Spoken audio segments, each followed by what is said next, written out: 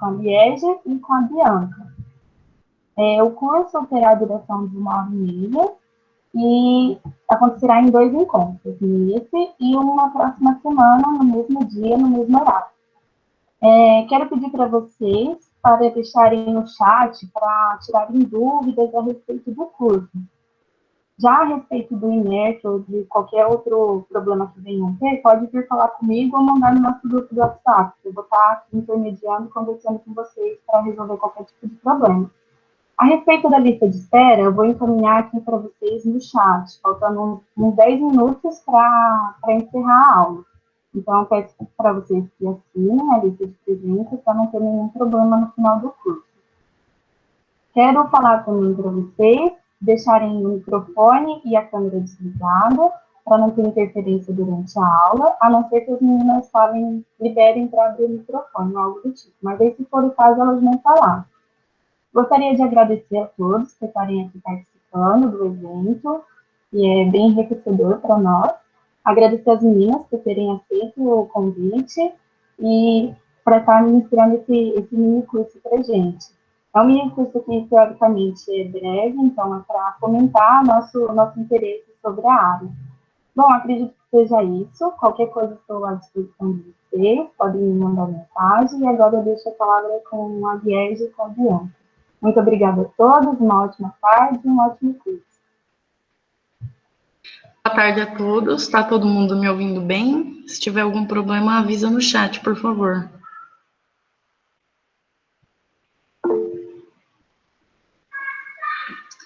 Tá, então eu vou começar. Então, meu nome é Liege Aguiar e a minha parceira é a Bianca. A gente vai falar sobre a indústria alimentícia e o papel do engenheiro químico. Hoje eu que vou falar os primeiros tópicos e semana que vem a Bianca vai finalizar com os outros tópicos. Bom, aqui eu separei um pouquinho da minha trajetória, só para vocês entenderem quem eu sou, de onde eu vim. Eu sou de Bauru, na verdade. Eu fiz o meu ensino médio num colégio técnico na área de informática e em 2015 eu iniciei a minha graduação em Engenharia Química na UTFPR, no campus de Londrina. Durante a minha graduação, eu acredito que eu fui bastante ativa, participei de várias coisas, dei monitoria, fiz 2 anos de iniciação científica, só que ainda não era na área de alimentos, era mais na área de engenharia de materiais, e eu também fiz um estágio na Embrapa, até que em 2009 eu participei do edital de dupla diplomação, e fui fazer um mestrado em Engenharia Química no Instituto Politécnico de Bragança, em Portugal. Foi onde eu conheci a Bianca, né? Inclusive, que já está fazendo o doutoramento dela. E no meu mestrado, eu comecei a estudar mais sobre a área de alimentos. Já era uma área que eu tinha um grande interesse. O meu projeto era sobre a caracterização da fração lipídica de frutos secos, que tem uma potencial atividade hipocolesterolêmica, ou seja, eles são capazes de reduzir o nosso colesterol devido aos compostos bioativos que estão presentes nesses frutos. E a gente vai falar disso um pouquinho mais para frente. Então, é isso.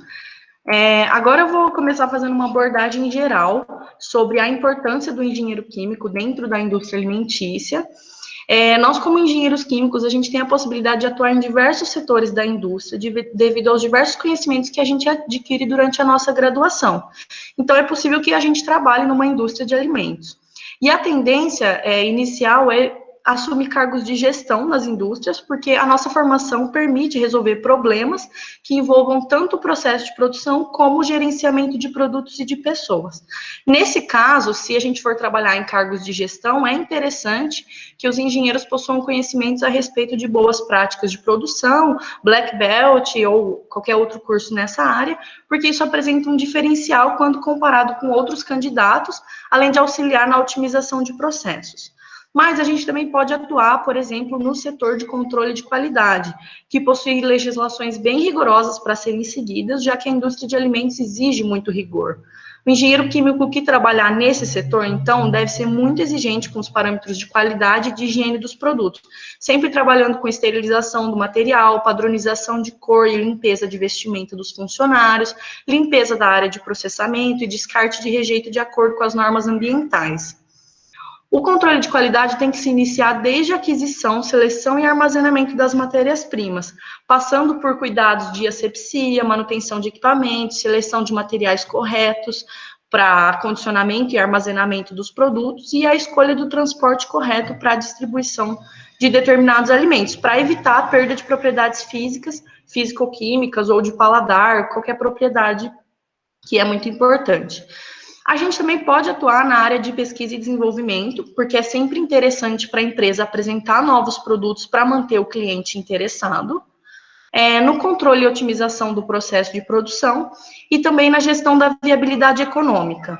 Uma outra atribuição que os engenheiros químicos podem ter dentro da indústria de alimentos é no tratamento de água e de efluentes. Mas é claro que em todas essas áreas a gente não vai atuar sozinho, é sempre um trabalho em equipe. Então, por exemplo, no tratamento de água e de efluente, pode ter um engenheiro do ambiente ali ajudando com a parte do conhecimento que ele tem, né, de legislação ambiental.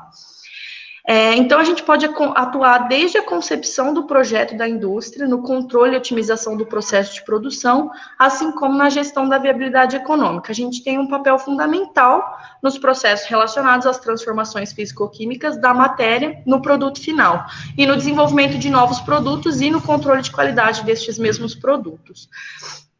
É muito complexo, então, a gente especificar uma única função para o engenheiro químico dentro de uma indústria de alimentos, porque dependendo da nossa área de atuação, da nossa formação, a gente pode desenvolver múltiplas tarefas.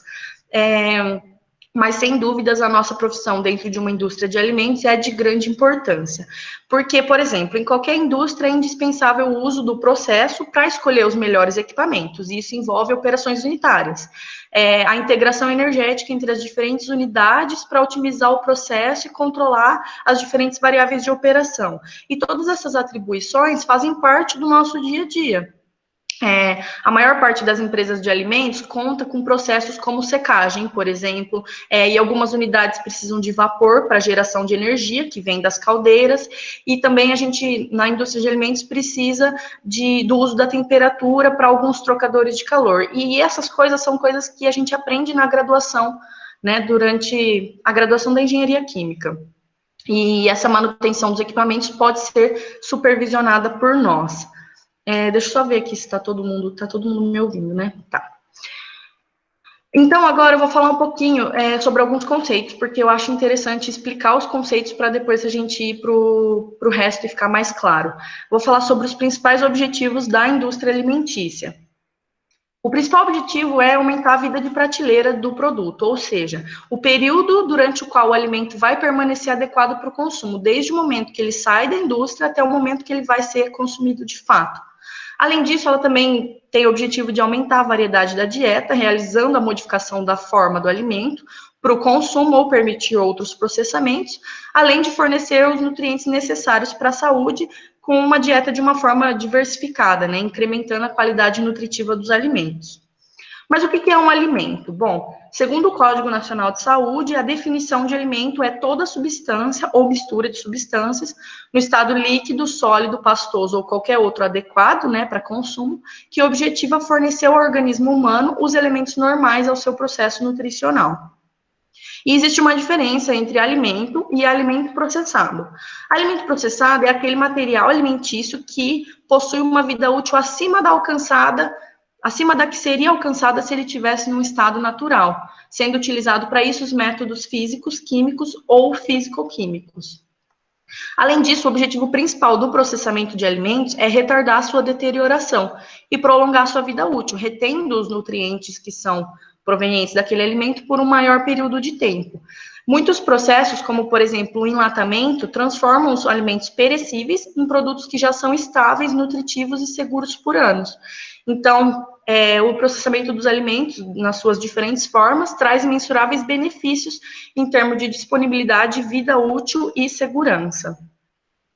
Bom, agora eu vou falar um pouquinho sobre as operações unitárias que estão presentes dentro da indústria alimentícia. Algumas estão presentes em todas as indústrias alimentícias e outras nem estão presentes em todas. Porque, assim, as operações unitárias, elas envolvem uma combinação de procedimentos para atingir as modificações desejadas nas matérias-primas. Então, cada operação possui um efeito específico, identificável e previsível no alimento. E vai ser a combinação e a sequência dessas operações que vão determinar a natureza final do produto elaborado. Então, eu vou citar, assim, as etapas gerais, dependendo da indústria, dependendo do tipo de produto que se deseja obter, vai ter uma etapa diferente. Bom, a primeira parte geralmente é a obtenção das matérias-primas. Matéria-prima é toda substância de origem animal, vegetal ou mineral que está em estado bruto. E para ser utilizada como alimento, precisa sofrer um tratamento ou uma transformação de natureza química, física ou biológica. É importante salientar que não vai haver um produto bom se ele for fabricado com uma matéria-prima inadequada. Então, é muito importante a escolha da matéria-prima correta. E elas podem ser classificadas de acordo com a sua estabilidade em perecíveis, semi-perecíveis e não perecíveis. O que é isso? A matéria-prima perecível é aquela que se altera rapidamente, a menos que ela seja submetida a um processo de conservação. Geralmente, elas requerem baixas temperaturas de estocagem para haver uma melhor estabilidade. Essas matérias-primas apresentam vida útil de apenas alguns dias, quando são refrigeradas, e de alguns meses, quando são congeladas. Alguns exemplos de matérias-primas perecíveis são leites, carnes frescas, frutas e hortaliças. Semi-perecíveis são aquelas que têm uma estabilidade aumentada em decorrência de algumas técnicas aplicadas no seu processamento. A estabilidade pode ser estendida de 30 a 90 dias, quando mantida sob refrigeração, como, por exemplo, alguns produtos carnes defumados e queijos curados. E as não perecíveis são aquelas que podem ser estocadas à temperatura ambiente por um período de tempo prolongado sem que haja crescimento microbiano suficiente para caracterizar uma deterioração. Alguns exemplos são cereais, grãos, produtos desidratados, produtos enlatados. E aí a gente tem as três origens, né, da matéria-prima. Animal, por exemplo, carne, leite, pescado, mel, ovo. A vegetal, que pode ser cereal, hortaliça, fruta, plantas aromáticas, especiarias. E de origem mineral, que geralmente são subdivididas em líquidas e sólidas. As líquidas são a água e a sólida é o sal marinho. Bom, depois disso, geralmente, né, vem nessa ordem, né, do início, obtenção da matéria-prima, depois o transporte, recepção e armazenamento. Essa é a primeira etapa da matéria-prima antes do seu uso direto no processo da industrialização. Por exemplo, para vegetais e frutas é realizada já uma limpeza com água clorada, que chega a reduzir até 90% da carga microbiana nesses alimentos. E o transporte pode ser dividido em rodoviário, ferroviário, fluvial ou marítimo, depende de onde você quer levar até onde. E dentro das indústrias, as matérias-primas são transportadas por tubulações, esteiras, caçambas, carretas, depende também. E geralmente o armazenamento é realizado a granel, dentro de silos, e aí a temperatura é com temperatura ambiente e controle de umidade, câmeras de refrigeração, congelamento ou tanques pressurizados, depende do que você está armazenando. Vocês vão perceber que tudo que eu vou falar assim, depende do produto, porque é muito específico. É muito diferente se você estiver falando de uma indústria de chocolate ou de uma indústria de café, entendeu? Por exemplo, né?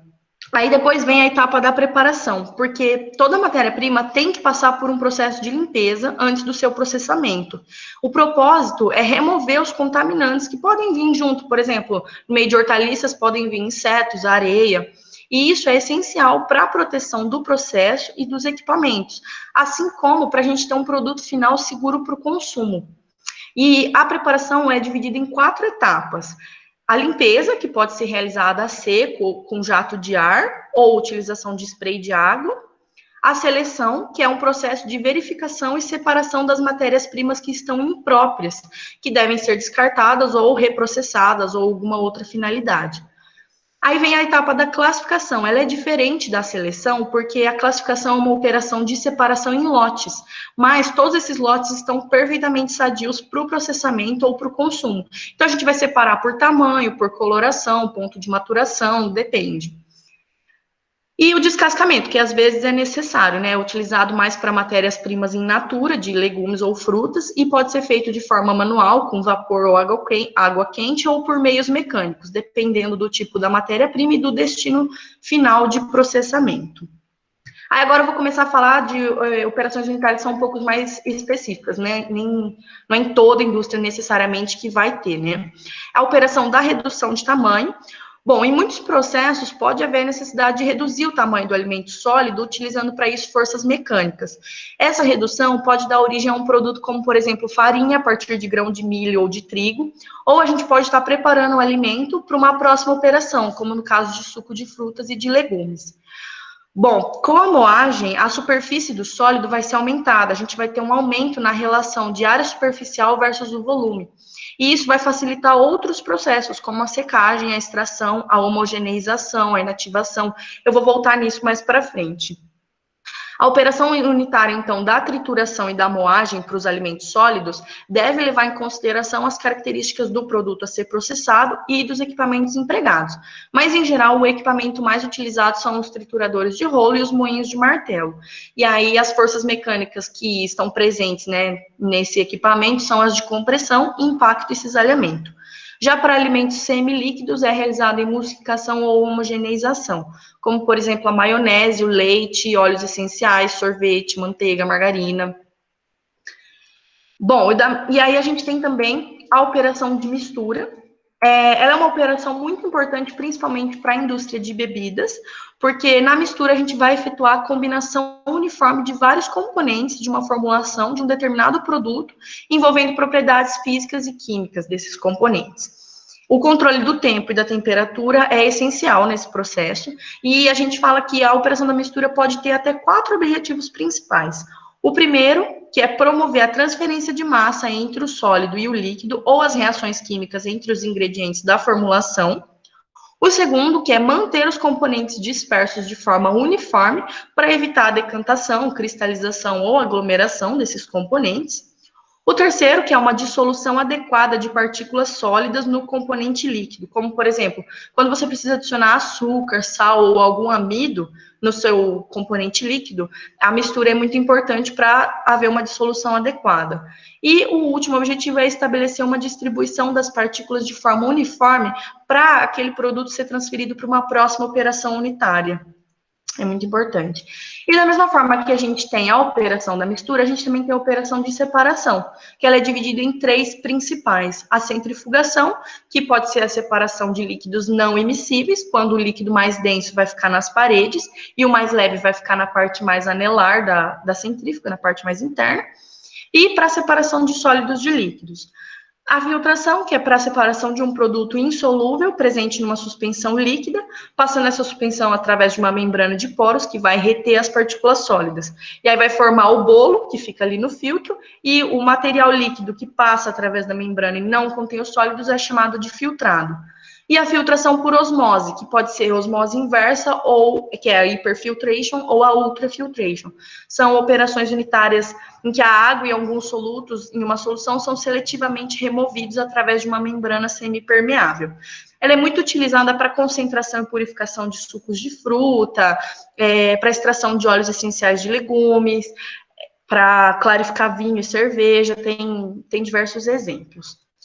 Agora eu vou falar da operação unitária assim, mais importante. Essa eu peço para vocês prestarem um pouquinho mais de atenção, que é a operação de aplicação de calor.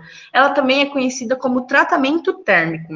É um dos métodos mais importantes que vai ser utilizado no processamento de alimentos, porque ele tem o objetivo de eliminar efeitos indesejáveis ou micro-organismos, ou inativar algumas enzimas. O importante dessa metodologia é aumentar o tempo de vida dos alimentos processados e deixá-los isentos de micro-organismos que podem causar deterioração.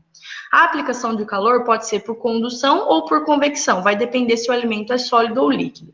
E aí a gente tem alguns tipos de aplicação de calor que também podem ser utilizadas dependendo do tipo de alimento que você está trabalhando. O primeiro é o branqueamento, que é uma transferência de calor utilizando água quente ou vapor. A função principal dele é inativar as enzimas e remover organismos vegetativos presentes na superfície dos alimentos. Essa operação pode servir também como um pré-tratamento para uma próxima operação de pasteurização ou esterilização ou desidratação. Às vezes você realiza o branqueamento e depois uma pasteurização, entendeu? No tratamento por branqueamento, o calor recebido pelo alimento, com esse calor, pode ocorrer algumas alterações sensoriais e de qualidades nutricionais, mas elas não são significativas, porque é uma temperatura não muito alta, em torno de 60 a 75 graus Celsius.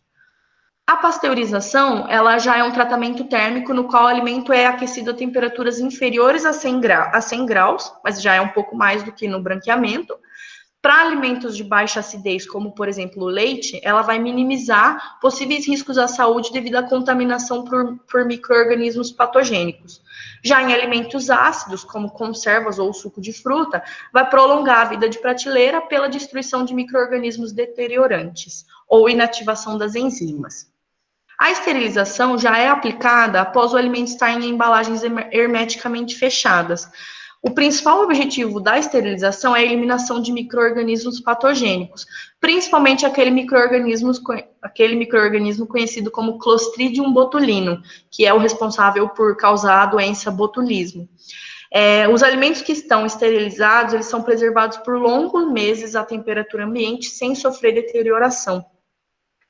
Aí a gente tem a etapa de evaporação e concentração, que vai consistir na eliminação parcial da água contida nos alimentos, por meio de aquecimento e evaporação de água. A maioria desses alimentos podem ser alterados a maioria desses alimentos podem ser alterados por alta temperatura. Quando usa uma alta temperatura, você pode alterar a cor, o sabor, a textura, o aroma daquele alimento. Então, dessa forma, a evaporação da água vai ser realizada sob vácuo, para você não precisar utilizar uma alta temperatura. E assim você vai manter as características iniciais daquele alimento. Por exemplo, os evaporadores podem ser utilizados para concentrar suco de fruta, na indústria de leite para a produção do leite condensado, na pré-concentração da lactose antes da sua desidratação. Algumas geleias também são produzidas com polpas concentradas de frutas e molho, extrato de tomate. Então, é uma etapa bem interessante. E a gente tem a desidratação com ar aquecido, que vai ser uma desidratação de alimento ou líquido ou sólido. Ela é uma operação unitária para remover a água numa proporção um pouco maior do que a concentração, para a gente obter um alimento com uma faixa de umidade de 2 a 3%, já é bem menos. Essa desidratação, então, vai ser realizada com calor produzido artificialmente, em condições de temperatura, umidade e corrente de ar cuidadosamente controlada. Tudo na indústria de alimentos é cuidadosamente controlado, tá? O objetivo principal também é prolongar a vida de prateleira dos alimentos pela redução da atividade de água. Bom, da mesma forma que a gente tem as operações unitárias de aplicação de calor, a gente tem as de resfriamento. A redução da temperatura é uma operação unitária também utilizada como um método para prolongar o tempo de vida do produto. Muitos micro-organismos, eles podem sobreviver numa temperatura ambiente ou até mesmo numa temperatura do nosso refrigerador caseiro. Então, no processo de congelamento, há uma formação de cristais de gelo dentro do alimento, reduzindo a atividade de água livre, o que vai dificultar o desenvolvimento de micro-organismos. Mas antes desse congelamento, o calor sensível do alimento é removido, diminuindo a sua temperatura até a temperatura inicial de congelamento, sem haver mudança de fase. Esse processo pode ser efetuado de duas formas, pela refrigeração e pelo congelamento. A refrigeração vai levar o alimento a uma temperatura de 8 a menos 1 graus, só para inibir a multiplicação microbiana e algumas causas biológicas de alteração, principalmente de ação enzimática. Bom, na refrigeração, o alimento vai ter um período curto de vida útil. E se ela for feita de uma forma inadequada, ela pode resultar em alguns produtos alterados, como, por exemplo, pode causar enrijecimento em carnes ou pode ocasionar manchas na casca de frutas e de legumes. Já o congelamento é uma redução de temperatura abaixo do ponto de congelamento, normalmente entre menos 10 e menos 40 graus. Então, nesse processo de conservação, vai ocorrer, de fato, uma redução da população microbiana e a morte dos micro-organismos, principalmente devido aos cristais de gelo que vão ser formados nas células e a desnaturação das enzimas. E aí, dentro do processo de operação, de resfriamento, a gente tem o exemplo da liofilização. A liofilização é um processo misto de congelamento e desidratação. É uma operação de controle de umidade dentro do alimento, onde a gente faz a desidratação a partir da retirada da água congelada no alimento sob vácuo. Nesse processo, a água que vai estar congelada em estado sólido dentro do alimento vai passar diretamente para o estado gasoso, por uma sublimação. Os liofilizadores, em geral, vão congelar o alimento a uma temperatura de até menos 40 graus, só que ele está sob vácuo. E, em seguida, esse aumento gradativo da temperatura vai fazer com que a água seja retirada sob a forma de vapor. Só que é um processo de alto custo, então ele é aplicado só em produtos especiais, como café solúvel, alguns alimentos infantis, ou aquelas sopinhas de pozinho que a gente conhece do mercado. E essa operação de congelamento e de secagem, né, ao mesmo tempo, se o alimento for adequado, for embalado de uma forma adequada, pode ser armazenado por tempo ilimitado, mantendo as suas características físicas, químicas, biológicas e as propriedades sensoriais. Porque, por exemplo, quando a gente abre um pacotinho lá do café solúvel, a gente consegue sentir aquele cheirinho de café, né? Então, a embalagem ajuda nisso. Aí a gente também tem a operação de radiação eletromagnética. Na prática, 3 tipos de radiação são utilizados para a preservação dos alimentos: o raio gama, o raio beta e o raio X. Mesmo que o equipamento e as propriedades vão se diferir um pouco, os 3 tipos de radiação são capazes de produzir ionização e a excitação dos átomos dentro do alimento. Então, essa irradiação é um método de pasteurização a frio, sem precisar produzir aquecimento.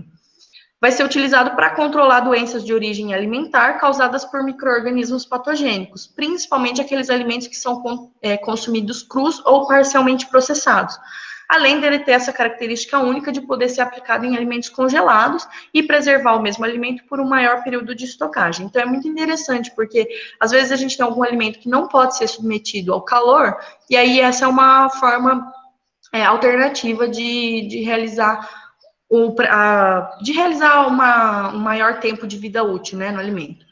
A irradiação dos alimentos, então, vai empregar uma forma de energia eletromagnética, que é conhecida por radiação ionizante, que vai produzir as partículas carregadas eletricamente, chamadas de íons, naquele material no qual ela vai estar em contato. Quando essa matéria vai ser atravessada por qualquer forma de radiação ionizante, esses pares de íons vão ser produzidos e os átomos e as moléculas vão ser excitados, havendo absorção de parte dessa energia transferida. Só que é tudo bem controlado, então essas radiações não são possíveis, elas não podem aumentar o nível de radioatividade normal do alimento, independente do tempo da absorção, do tempo de exposição e absorção. A gente também tem a operação de extração. O processo de extração ele é utilizado quando a gente quer extrair rapidamente algum composto orgânico ou volátil ou semivolátil do alimento. Na escala industrial, é utilizado o dióxido de carbono ou o gás carbono como solvente de extração, porque ele é um solvente com baixa toxicidez, ele não é poluente, ele é inerte, de fácil disponibilidade. E essa extração, por exemplo, ela pode extrair pigmentos de frutas ou vegetais, a capsaicina da pimenta, pode ser extração da vitamina E, que a gente vai falar sobre isso hoje também, pode ser para extração de óleos essenciais, de cafeína, de flavorizantes, tem diversos exemplos. Durante o processo de extração, a temperatura, a composição química e o fluxo são muito importantes, porque eles vão garantir uma completa extração dos componentes do produto alimentício.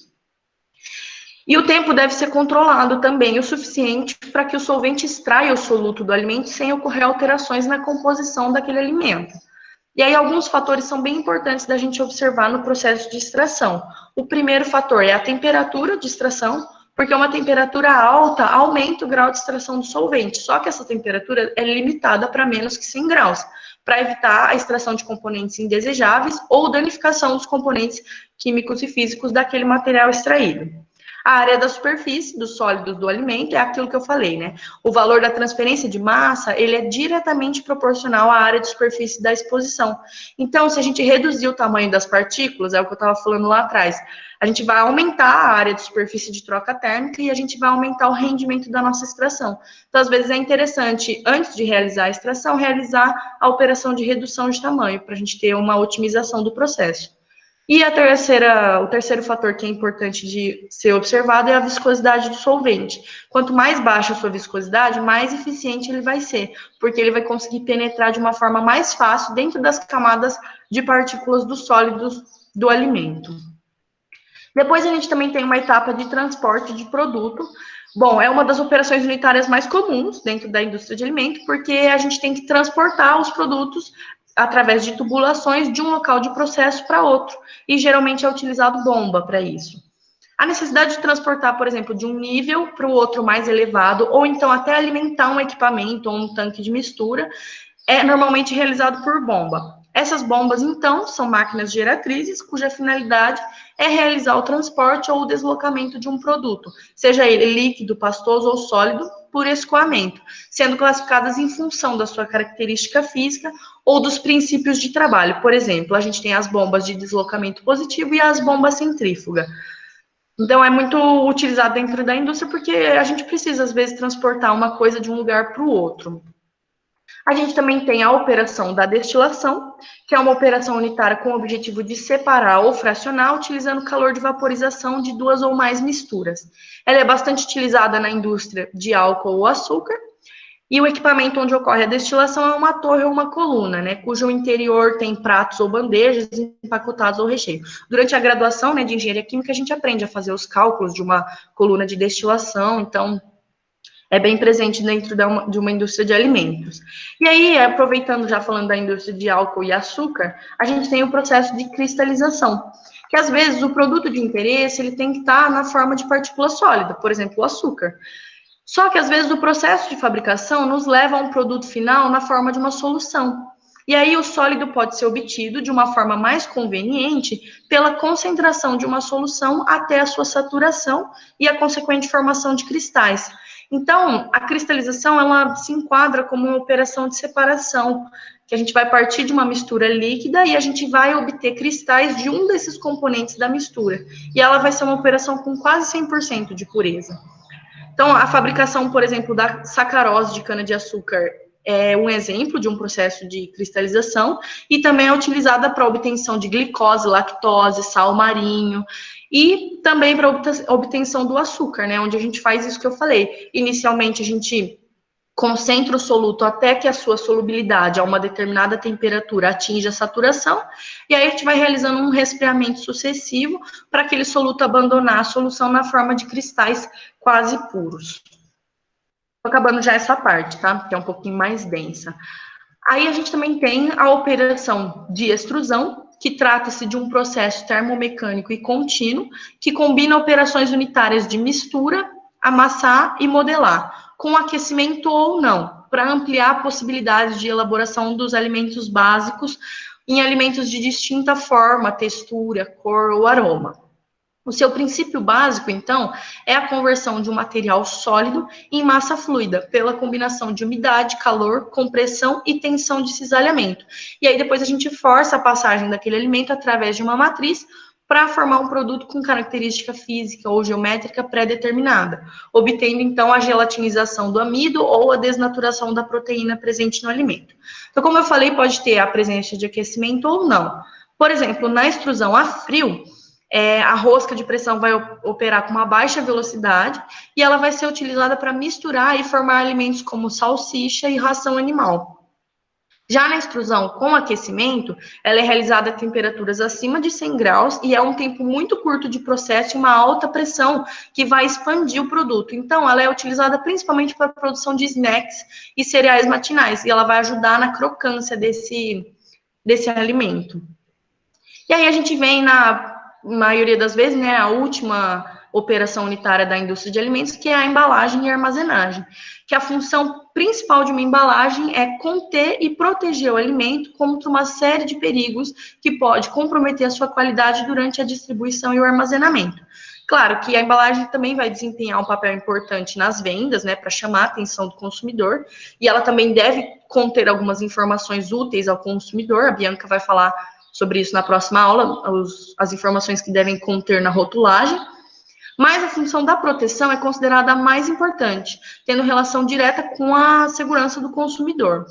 Então, a qualidade dos produtos alimentícios também depende, né, diretamente de fatores de natureza química, física e biológica, que vão atuar sobre o alimento durante o período de tempo entre a sua produção e o seu consumo, que é o denominado tempo de vida de prateleira, né? Então, a principal função da embalagem é entregar ao consumidor um produto, um alimento, com o mesmo nível de qualidade daquele produto que saiu da indústria, recém-preparado, ou o mesmo nível de qualidade do que um produto fresco, devido à sua capacidade de proteger contra agente deteriorante, infectante e contra sujidades. Então, a embalagem ela atua como uma barreira física de proteção para o produto, contra o contato direto com o meio ambiente, evitando contaminações, manuseio inadequado, falta de higiene e as perdas da característica própria do produto, né? Então, as embalagens são muito importantes para a estabilidade do alimento. Uma boa embalagem também, ela deve ser resistente ao produto que está nela contido, durante o processamento e o armazenamento. Então, ela não pode ceder aos elementos que estão, à composição daquele alimento que ela está armazenando. Então, é muito importante, quando a gente for comprar um alimento, a gente observar se aquela embalagem não está danificada, porque a embalagem tem um papel essencial para a preservação daquele alimento. Agora eu vou falar um pouquinho sobre a química dos alimentos, é uma parte um pouco, eu gosto mais, eu acho mais legal. Bom, quimicamente, os alimentos são constituídos principalmente de carbono, hidrogênio, oxigênio e nitrogênio. Só que a gente pode encontrar quantidades menores de outros elementos, lógico. Mas, quando a gente se refere ao valor nutritivo dos alimentos, a gente não está relacionando com respeito à sua composição química, mas sim os componentes que são classificados como nutrientes, que são eles, né, os carboidratos, as proteínas, as gorduras, sais minerais e água. Aqui eu apresento uma tabela com a composição média, né, química, composição média em nutrientes dos alimentos. Geralmente essa composição química é descrita em termos do seu conteúdo em percentagem, né, de carboidratos, proteínas, gorduras e cinzas, que envolvem os sais minerais e a água. E o valor energético é medido em unidade de calor, chamada caloria. Então, por exemplo, só para a gente ter um exemplo geral, farinha de trigo, arroz moído e milho são alimentos que têm altos teores de carboidrato, ou também chamados de hidratos de carbono. Se a gente observar as hortaliças, como alface, tem uma grande quantidade de água, na verdade, é quase água, né? E, por exemplo, as carnes têm um alto teor em proteínas, como a gente pode observar aqui. Então, eu vou falar um pouco sobre como a gente pode determinar o valor nutricional dos alimentos em laboratório. Só que antes de eu falar sobre isso, é importante eu explicar o que são as normas AOAC. A AOAC é uma associação científica sem fins lucrativos que publica padrões que fornecem aos cientistas e aos laboratórios processos verificados para testes de segurança em alimentos. Então, eles vão possuir métodos oficiais de análise, que são diretrizes e protocolos detalhados utilizados na realização de análises químicas ou microbiológicas de laboratório. Então, a gente segue essas normas para que seja possível a padronização dos dados e também uma maior confiabilidade nos resultados. É importante a gente aplicar procedimentos que possuem a garantia de serem válidos, para a gente saber que a gente está extraindo exatamente aquilo que a gente quer extrair. Então, é bem interessante, tem vários volumes, várias edições, e é tudo especificado para cada tipo de alimento, produtos carnes, ou frutos secos, ou hortaliças, é tudo especificado a metodologia que você vai realizar para extrair as proteínas, os carboidratos, gordura. Então, agora eu vou falar um pouquinho sobre a determinação do valor nutricional dos alimentos. Bom, eu vou começar com as proteínas. As proteínas são formadas pela reunião de 40 ou mais aminoácidos que são ligados entre si pelas ligações peptídicas, né? Então, aqui a gente tem a estrutura de um aminoácido. Guarda isso que eu tô falando, que eu vou voltar nisso lá na frente. É bem importante. O aminoácido, ele tem um carbono quiral, que é esse carbono aqui. Ele tem 4 ligações diferentes, por isso ele é chamado de carbono quiral. Aí ele tem o seu grupamento amina, ou carboxila, e sempre vai ter um hidrogênio. E aqui a presença de um radical. E isso que vai diferir um aminoácido do outro. É esse radical aqui, que é diferente para cada aminoácido. Bom, no nosso organismo, as proteínas exercem diversas funções. Por exemplo, as mais frequentes são de catalisadores biológicos e de componentes estruturais das células. Nos alimentos, elas são responsáveis principalmente pela característica de textura. E aí a gente tem os alimentos proteicos que são considerados completos e os incompletos. Os completos são aqueles que contêm todos os aminoácidos essenciais para o nosso organismo, em quantidade suficiente para suprir as nossas necessidades. Geralmente, essas proteínas são de origem animal, como ovo, leite, queijo e carne. Já os alimentos proteicos incompletos são aqueles deficientes de um ou mais dos aminoácidos essenciais. Eles têm os aminoácidos, mas não todos que a gente precisa diariamente. Geralmente, esses alimentos são, na maioria, de origem vegetal, como grão, legume, nozes e semente. Só que é importante ressaltar que um alimento é diferente do outro na sua quantidade de proteína. Então, a combinação de alimentos diversificados que é o interessante para a nossa alimentação, né? As proteínas também podem servir como fonte energética, quando elas estiverem em excesso no nosso organismo ou quando houver falta de alguma outra fonte. Só que nesse caso é um desperdício, porque a proteína é uma função, ela tem uma função muito mais importante nas nossas células, e elas também são, vamos dizer, nutrientes mais caros do que carboidratos e gorduras, que são os responsáveis mesmo, né, pela fonte energética. E aí, como que a gente faz para determinar as proteínas dentro do laboratório? A proteína, então, é o valor que a gente se obtém ao multiplicar o teor de azoto ou nitrogênio presente naquela amostra por um fator convencional. E para determinar o teor de azoto ou nitrogênio da amostra, a gente geralmente utiliza o método macroquiedal. Eu pus aqui, por exemplo, a OAC 950.48. Essa foi a norma que eu utilizei na minha pesquisa de mestrado para realizar a determinação de proteínas de amêndoas e avelãs, que são frutos secos. Então, como que funciona esse processo? Ele é dividido em 3 etapas principais, que é a digestão, a destilação e a titulação. Digestão, destilação e titulação. A digestão, ela está exemplificada nessas 3 primeiras imagens aqui, e a destilação e a titulação, elas podem ser realizadas de forma manual, mas também existe esse destilador automático que realiza automaticamente esses 2 processos. Mas eu vou explicar um pouco melhor como que funciona isso.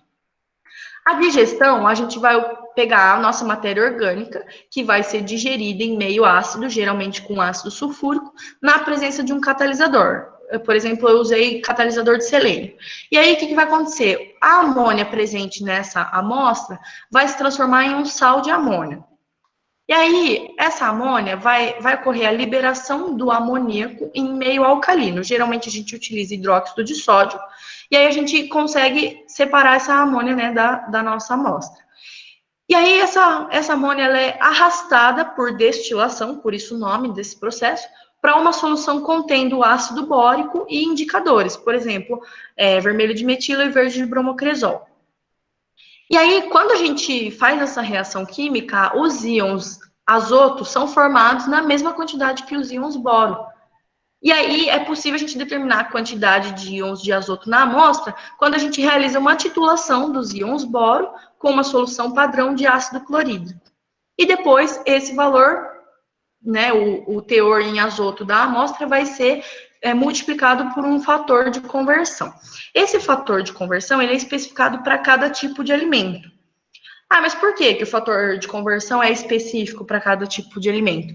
Lembra que eu estava falando da estrutura do aminoácido? Volta lá, né? Quer que eu volte no slide? Vou voltar, peraí. Opa, estou indo para frente. Aqui. Bom, na digestão, a gente vai quebrar a ligação peptídica que está entre um aminoácido e outro. E a gente vai deixar os grupamina mais disponíveis, mais livres. Em alguns casos, por exemplo, em algum aminoácido, no radical de algum aminoácido, pode conter um grupamento amina. E isso vai interferir na quantidade de nitrogênio que tem naquela amostra e, portanto, vai interferir na quantidade de proteína que tem naquela amostra. Então, existem diferentes fatores de conversão dependendo do tipo de alimento, porque isso vai depender da composição em aminoácidos, que é diferente para cada alimento. E esse valor é um valor tabelado, ele tem nas normas a OAC, e é diferente para cada tipo de alimento. Por exemplo, quando eu estava trabalhando com amêndoa e avelã, que é do mesmo tipo de alimento, né, tá dentro de frutos secos, ainda assim eles tinham diferentes fatores de conversão. Bom, agora eu vou falar um pouco sobre as gorduras. Sempre que eu falar gordura ou lipídio é sinônimo, tá? Às vezes a gente usa diferentes terminologias. E dentro do grupamento de lipídios e gorduras, a gente tem os ácidos graxos, acilgliceróis, fosfolipídios e os triacilgliceróis. Bom, os ácidos graxos, eles consistem numa cadeia de hidrocarbonetos com um grupo carboxilo em uma extremidade e um grupo metilo na outra. Eles podem variar de acordo com o seu grau de saturação, sendo saturados, monoinsaturados e poliinsaturados. Geralmente, os ácidos graxos são armazenados na forma de triacilgliceróis, que são 3 cadeias de ácidos graxos ligados a essa molécula de glicerol, dentro do nosso organismo. E eles vão funcionar como fornecedores de energia. Então, por isso que a gente fala que alimentos que são ricos em gorduras, eles costumam ser chamados de alimentos energéticos, tá? Além disso, né, nos alimentos, as gorduras contribuem para o sabor e para a palatabilidade dos alimentos. E também contribuem para dar aquela sensação de saciedade. Bom, além disso, os ácidos graxos dentro do nosso organismo, eles exercem funções estruturais e contribuem para a flexibilidade, fluidez e permeabilidade da membrana celular. Eles também são importantes no transporte de vitaminas para o interior das nossas células, e alguns estudos demonstram que uma dieta rica em ácidos graxos monoinsaturados, que são os AGMI, tende a aumentar o colesterol HDL, que é aquele colesterol conhecido como colesterol bom, né? Reduzindo as concentrações de triacilgliceróis e também influenciando na redução do risco de desenvolvimento de doenças cardiovasculares. Então, algumas gorduras são boas de serem consumidas, outras não. Eu vou falar disso logo mais. E aí eu quis trazer uma diferença que algumas referências fazem, né, mas não são todas, né, entre os termos gordura e óleo. Isso está implicado na forma física. As gorduras geralmente se apresentam no estado sólido, né, de acordo com essa terminologia, e os óleos na forma líquida, em temperatura ambiente, tá? Agora eu vou falar um pouquinho sobre os tipos de gordura. Gorduras saturadas são aquelas gorduras nas quais os ácidos graxos não dispõem, na sua estrutura química, aqui ó, tem um exemplo aqui, de ligações livres entre os átomos de carbono para reagir com outros átomos. Bom, o consumo excessivo de gordura saturada está associado ao aumento do risco de doenças dos aparelhos circulatório e cardíaco, aumento de colesterol, principalmente colesterol LDL, que é aquele mau colesterol. Então, é recomendado que a ingestão de gordura saturada não ultrapasse 10% do valor energético total. Alguns exemplos de alimentos ricos em gordura saturada são manteigas, queijos gordos, salsicha, banho de porco, óleo de coco, gordura de carne de vaca. Aí a gente tem as gorduras mono e poliinsaturadas, são aquelas que são constituídas por ácidos graxos mono ou poliinsaturados, respectivamente, e elas vão dispor na sua estrutura química de pelo menos uma ligação livre para reagir com outros átomos. As gorduras monoinsaturadas são as que o nosso organismo melhor tolera, é aquela que a gente sempre deve preferir para consumir. O seu consumo está associado à diminuição do colesterol LDL, que é o mau colesterol, e há uma manutenção da integridade celular. Esse ácido graxo monoinsaturado raramente origina lesões celulares, porque ele não promove a formação de radicais livres. O azeite é definitivamente o maior fornecedor de ácidos graxos monoinsaturados, então ele sempre deve ser preferido, quando possível, em relação a outras gorduras. Tem outros alimentos também que têm uma grande quantidade de gordura monoinsaturada, que são frutos oleaginosos, inclusive as amêndoas, as avelãs, amendoim, nozes, e o abacate também tem quantidades significativas de ácidos gordos monoinsaturados. Já as gorduras poliinsaturadas são consideradas essenciais, porque o nosso organismo não consegue sintetizar a partir de outras substâncias. Por isso, a gente tem que fornecer pelo regime alimentar. Alguns exemplos de gorduras poliinsaturadas são o ácido linolênico e o ácido linoleico, que são importantes para a obtenção de ômega 3 e 6 para o nosso organismo. Algumas fontes de gordura poliinsaturadas também são os frutos oleaginosos, né, frutos secos, como amêndoas, amendoim e avelã, cereais integrais, sementes, gorduras de peixe, óleo de fígado de peixe e algumas hortícolas de cor verde escura. Agora eu vou falar um pouquinho sobre as gorduras hidrogenadas.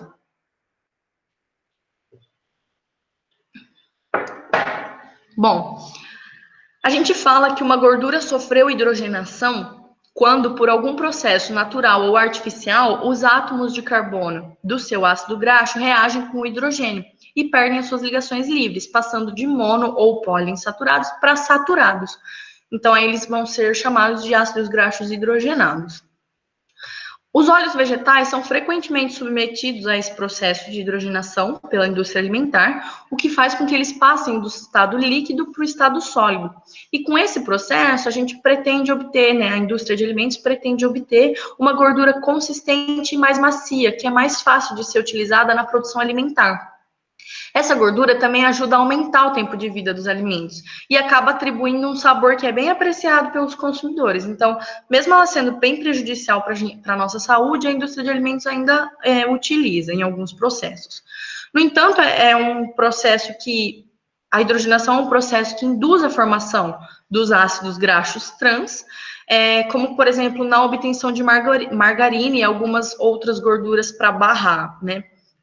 acontece esse processo de formação dos ácidos graxos trans. Há também alguns outros exemplos, né? Bolacha, biscoito, fast food, batata frita, todas essas coisas gostosas, né? Tem o ácido graxo trans, a gordura hidrogenada. Bom, mas esses ácidos graxos trans, mudou? Mudou. Nos alimentos, os ácidos graxos, mono ou poliinsaturados, eles apresentam duas formas estruturais diferentes, que são a forma cis e a forma trans. A forma habitual, natural, é a forma cis. Durante a hidrogenação, esses ácidos graxos sofrem algumas alterações estruturais que levam à transformação da sua estrutura química de cis para trans. Então, é isso que acontece. E eles são muito prejudiciais para a saúde, mais ainda do que a gordura saturada. Os ácidos graxos trans são os vilões, porque eles aumentam os níveis sanguíneos de colesterol LDL, que é o colesterol ruim, e os triglicerídeos, e diminuem os níveis de colesterol HDL, que é o colesterol bom. Então, eles estão associados a uma maior incidência de doenças cardíacas e vasculares. Então, apenas 1% do nosso valor energético total diário deve corresponder a essas gorduras. Bom, e como que a gente utiliza, como que a gente realiza, né, a extração da gordura total em laboratório de alguma amostra? Geralmente é determinado pelo método de extração em Soxhlet, acoplado à refrigeração de refluxo. O solvente que vai ser utilizado deve ser apolar, porque ele deve ter afinidade com a gordura para conseguir extrair essa gordura da amostra, como, por exemplo, o éter de petróleo. A amostra vai ser colocada num cartucho de papel filtro, não sei se dá para vocês verem aqui dentro. Ela é acoplada aqui no sistema Soxhlet, e esse sistema ele é composto por três partes principais: o balão de destilação, o dedal e o condensador de refluxo. Bom, como que acontece esse processo? Eu vou explicar mais ou menos. A gente coloca o solvente aqui e aquece esse solvente. Aí ele vai virar vapor e ele vai subir por esse caninho aqui, e o condensador de refluxo vai garantir que esse vapor arrefeça. Então ele vai começar a pingar aqui e entrar em contato com a nossa amostra. E aí ele vai começar a extrair o componente de interesse da nossa amostra. E esse reservatório começa a encher até que em algum momento ele é esvaziado, e esses ciclos são realizados várias vezes, até a gente obter uma extração bem otimizada. Esse processo é bem interessante, ele possui algumas vantagens, porque ele utiliza uma baixa quantidade de solvente e a gente consegue obter um extrato bem concentrado. E no fim do processo, a gente ainda consegue recuperar uma parte desse solvente. E devido a esse aquecimento apropriado, né, do solvente, a gente consegue realizar uma extração bem rica, sem perda de compostos, tá? É tudo temperatura controlada para não haver a perda de nenhum composto. Bom, só queria deixar claro aqui que isso é uma metodologia para extrair a gordura bruta.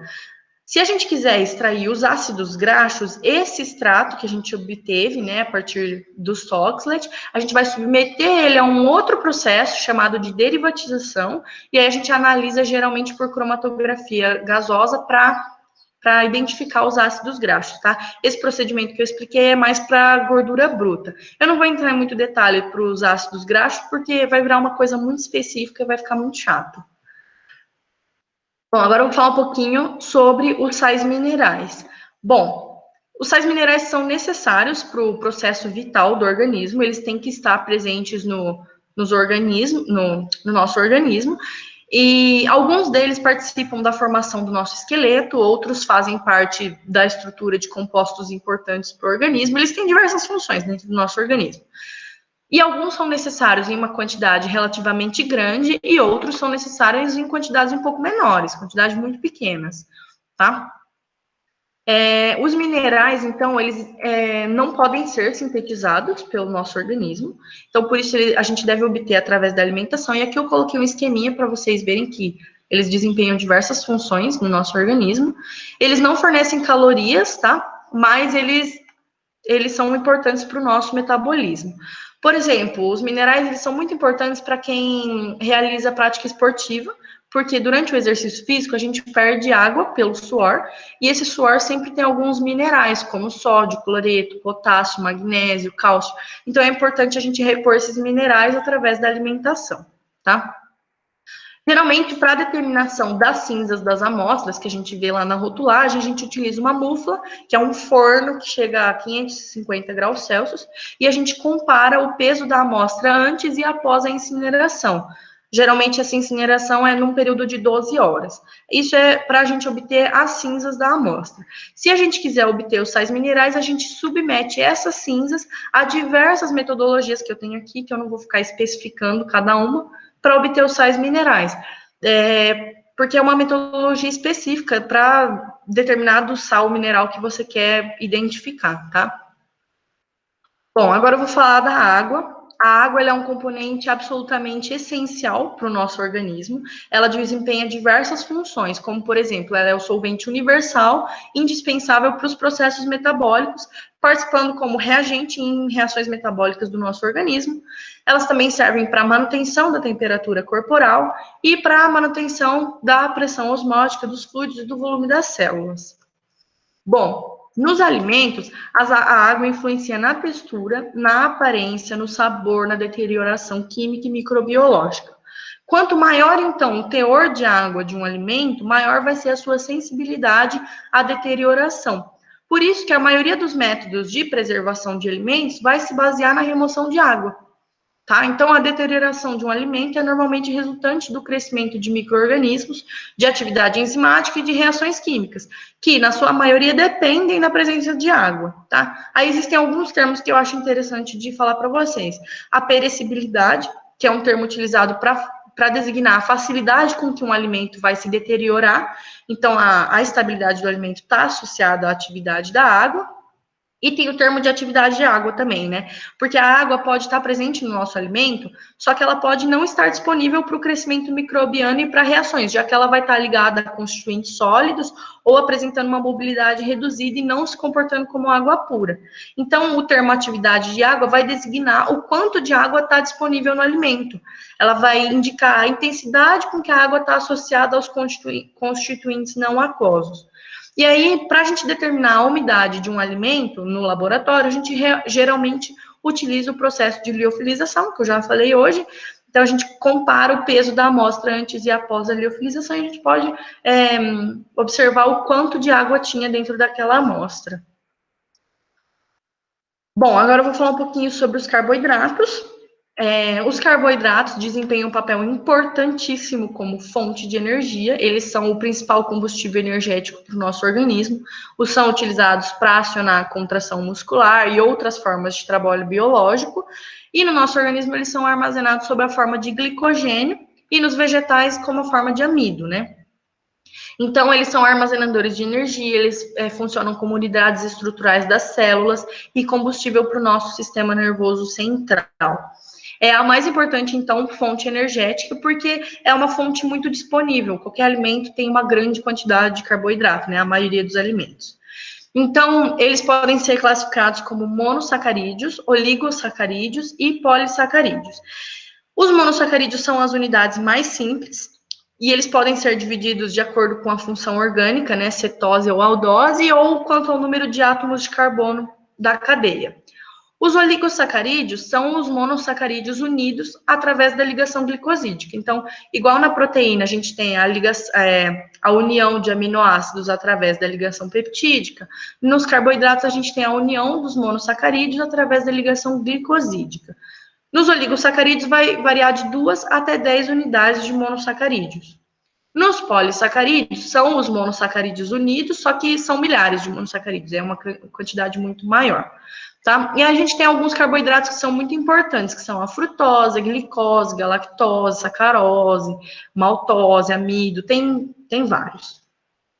Geralmente, dentro do laboratório, né, o total em carboidratos é calculado por diferença. Então, a gente extrai a gordura, a gente extrai a proteína, a gente calcula as cinzas, e o que falta é o total em carboidratos, geralmente em peso seco, né? Com alimento já liofilizado. E o teor de energia é calculado a partir dessa formulinha que já foi.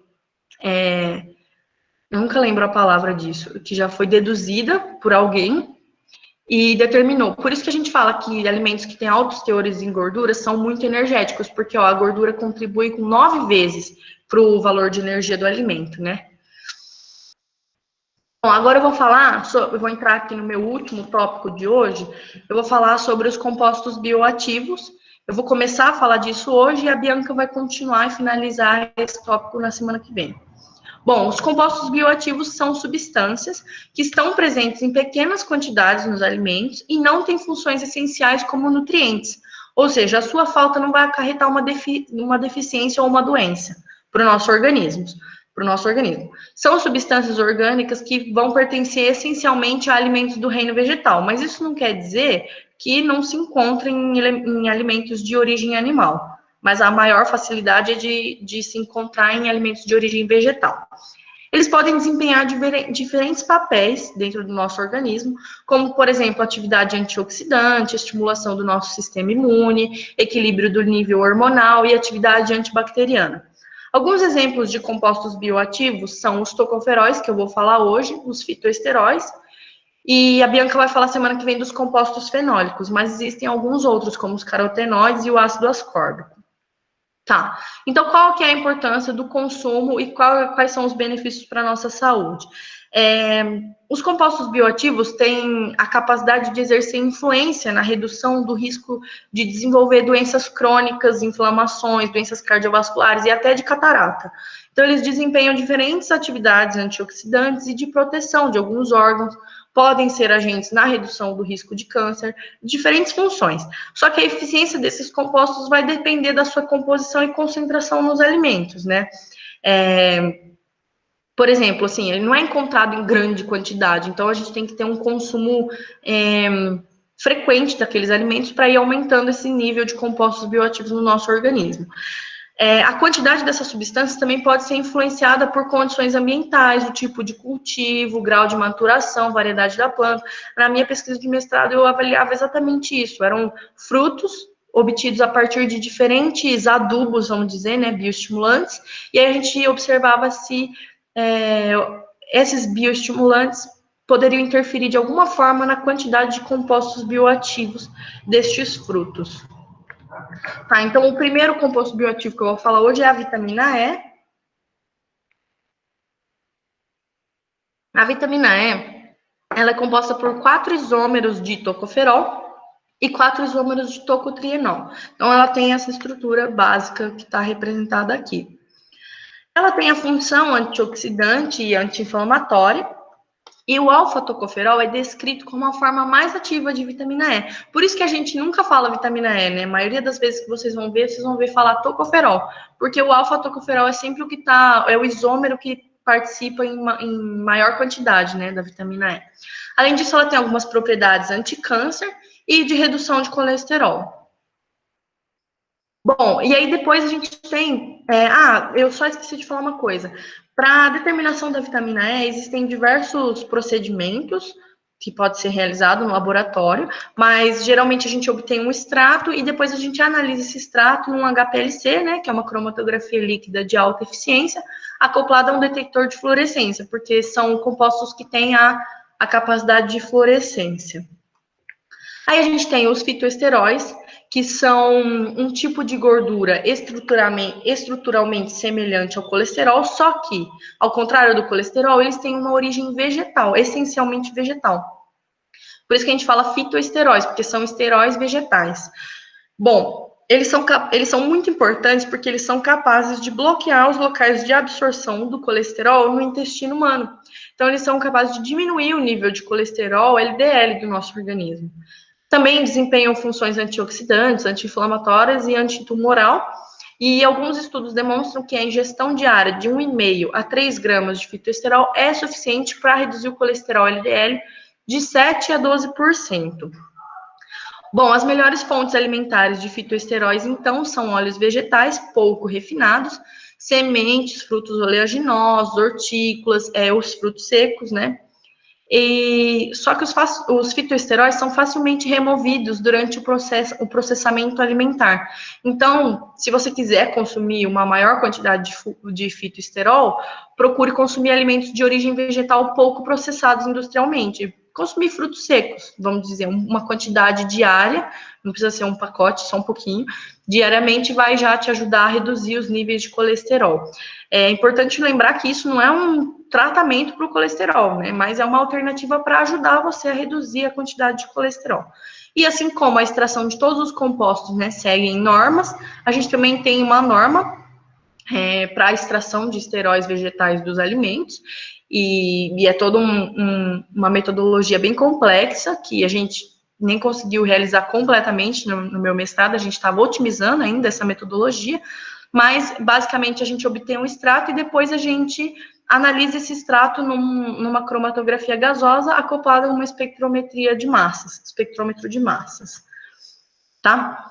Bom, gente, eu acho que era mais ou menos isso que eu queria falar para vocês hoje. A principal referência que eu utilizei foi esse livro, Química de Alimentos. Acho que é fácil encontrar em PDF na internet. Eu sei que foi uma aula bem densa, eu queria passar bastante coisa para vocês. Eu espero que vocês tenham entendido tudo. Eu agradeço a atenção e se vocês tiverem alguma questão e quiserem mandar algum feedback, meu e-mail está aí, eu estou aberta a dúvidas.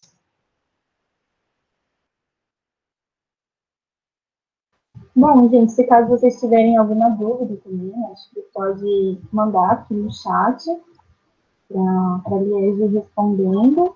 Caso contrário, eu vou pegar a lista de presença e já vou mandar aqui para vocês. A aula vai ficar gravada, né? Vou disponibilizar para vocês lá no nosso canal do YouTube. Assim que tiver postado, eu já mando para vocês. Gostaria de pedir para as meninas me mandarem material, né? Para eu preparar lá para vocês no grupo, que aí fica um pouco mais fácil, né? Porque durante a aula, às vezes, não dá para anotar tudo, se necessário. Bom, eu vou deixar uns 5 minutinhos, mais ou menos, para caso vocês tiverem dúvida, ir colocando aqui no chat, porque eu vou pegar o formulário de presença, tá?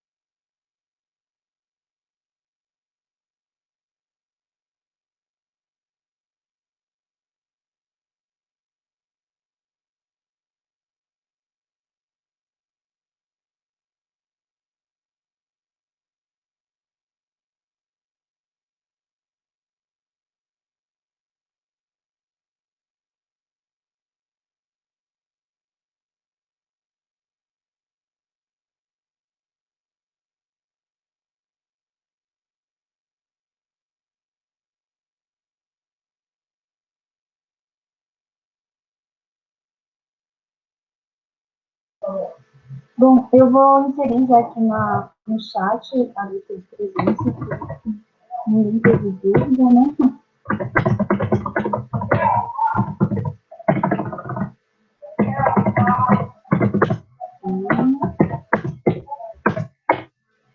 Aqui. E aí a lista de presença ela fica disponível até 30 minutos após aqui o encerramento da aula. Então, não esqueçam de assinar e ela ficará disponível só hoje, tá, gente? Então, caso vocês esqueçam de assinar, não vai ter como abrir ela depois. Acredito que seja isso. Se caso alguém tiver alguma dúvida, algum apontamento fazer, podem mandar aí no chat. Caso contrário, acredito que seja isso. Aí eu gostaria de agradecer as meninas, né, a Liege e a Bianca, por estarem ministrando o curso. Agradeço a vocês por terem participado. E lembrá-lo que ainda temos mais um encontro, que será no dia 31. Então, eu mando o link lá para lembrar vocês um pouco próximo ao horário, mas não se esqueçam. Queria agradecer ao Caenque também pela oportunidade. E se vocês tiverem dúvida ou quiserem dar algum feedback, pode mandar e-mail. Uhum. E qualquer coisa estou à disposição de vocês também. O e-mail da Liege está aqui embaixo, caso vocês quiserem anotar, mas acredito que vai estar no material também. Bom, gente, acredito que seja isso. Uma boa tarde a todos, um bom final de semana e um bom descanso. E até a próxima aula. Obrigada. Obrigada a vocês, meninas.